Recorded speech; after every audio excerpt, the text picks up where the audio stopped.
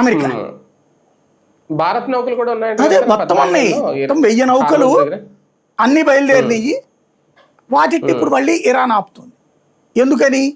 మీరు అమెరికా యుద్ధ నౌకలు వెనక్కి వెళ్ళిపోవాలి, మేము ఫ్రీగా ఉండాలి అంటుంది. అమెరికాకి ఇప్పుడు పోయేదేం లేదు, వాణిజ్య నౌకలు మిగతా వాటిని ఆపితే ఆడికేం లాస్ లేదు. కొట్టుకు సచ్చేది ప్రపంచం కదా ఆడికి. ఇప్పుడు ఇరాన్ని ఈ గ్యాప్ అడ్డు పెట్టి, కాల్పులవరం అడ్డు పెట్టి వాడి యుద్ధ నౌకలతో ఇరాన్ని దిగ్బంధించి పడేశాడు. ఇరాన్కి ఇప్పుడు వాళ్ళ వాణిజ్య నౌకలు వెళ్ళకపోతే డబ్బులు ఆడి నుంచి వస్తాయి? ఆడ ఆయిల్ అమ్ముకోవాలా? ఆయిల్ ఇప్పటిదాకా ఆడ ఆయిల్ని ప్రపంచ దేశాలు కొన్నీ ఇది అడ్డు పెట్టింది, కానీ చైనా కొంది.